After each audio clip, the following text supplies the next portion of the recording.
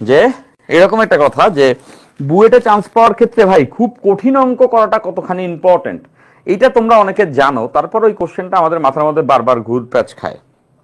ওকে, so একজন topper বুয়েটিয়ানের story আমি তোমাদেরকে শেয়ার করি। আমাদের সিনিয়র ছিলেন, তো তাকে যে অঙ্কই দেওয়া হয় সেই অঙ্কই সে হচ্ছে গিয়া যদি সে পারে সেটা হচ্ছে এমনি করে কলম ধরে এমনি এমনি করে করতো, এমনি এমনি করে করতো। একজন এক ডিজিটে বুয়েটে পজিশন করা একজন সিনিয়র ভাইয়ের কথা বলতেছি, যে যে অঙ্ক সে পারতো ওই অঙ্ক সে দিলে তারা করতে দিলে এমনি করে কলম ধরে এমনি এমনি করে করতে পারে। তো এখন আসলে এটা কেন বলছি, এই কারণে তাকে যখন জিজ্ঞাসা করা হয় যে ভাই আপনি এই এত দ্রুত অঙ্ক করে ফেললেন, কলম এমনি ধরে কেমনে করেন, তখন তার আনসার এরকম ছিল যে এই অঙ্কটা আমি 65 বার করছি, তারপর আরেকটা অঙ্ক দিলে এই অঙ্কটা আমি 58 বার করছি।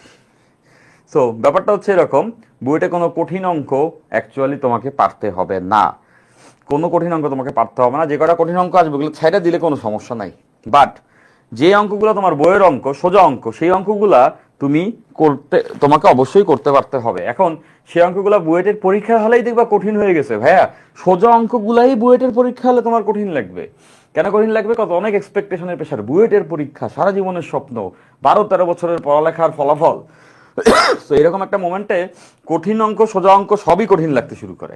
সো দ্যাটস আমি বারবার বলতেছি, সোজা অঙ্ক যেগুলো তোমার এখন লাগে সেগুলো যদি তুমি অনেকবার না প্র্যাকটিস করো, বুয়েট পরীক্ষা হলে কিন্তু ওগুলাই ভুল করে চলে আসবা, ওগুলাই কঠিন লাগবে সব কঠিন সোজা অঙ্কের ভিড়ে।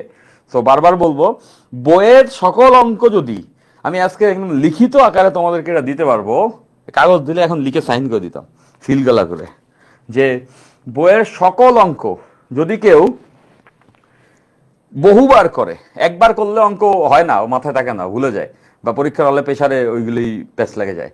সো বইয়ের সকল অঙ্ক যদি কেউ মাল্টিপল টাইম সলভ করে থাকো, তুমি নির্ঘাত বইটা চান্স পাবা। সেটা ফিজিক্স, কেমিস্ট্রি, ম্যাথ, এই 3 সাবজেক্টের বইয়ের সকল অঙ্ক যদি তুমি দুবার করে করে থাকো, তুমি 100% টাইম বইটা চান্স পাবা। শুধু বইটা চান্সই পাবা না, বইটা পজিশনও করে ফেলো। হ্যাঁ, এর বাইরের কোনো অঙ্ক আসলে ছেড়ে দিয়ে চলে আসবা, বইয়ের যেগুলো সেগুলো সব করে দিয়ে চলে আসবা নির্ভুলভাবে, চান্স তুমি ডেফিনেটলি পাচ্ছ। এর জন্য এত জ্ঞানের কিছু নাই, এর জন্য আমরা অনেক বই পড়ি, কনসেপ্ট বই পড়ি, তারপরে এই বই পড়ি ওই বই পড়ি, তাই না?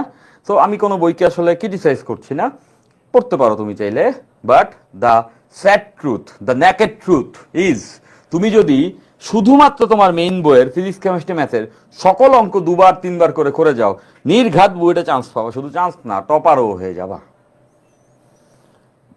সো আমরা এত এত বই খাতার ভিড়ে, এত এত প্র্যাকটিসের ভিড়ে যতটুকু মেইন কাজ আমাদের করার, সরল পথে যতটুকু করার, অতটুকু আমরা করি না, এবং ফলাফল এতে আসলে ভালো হয় না। ঠিক আছে, তো সবাইকে আমি রিকোয়েস্ট করব যে ডেফিনেটলি শুধু কঠিন অঙ্কের পিছনে দৌড়ায় না, সোজা অঙ্কগুলোকে মাল্টিপল টাইম তোমরা সবাই করবে।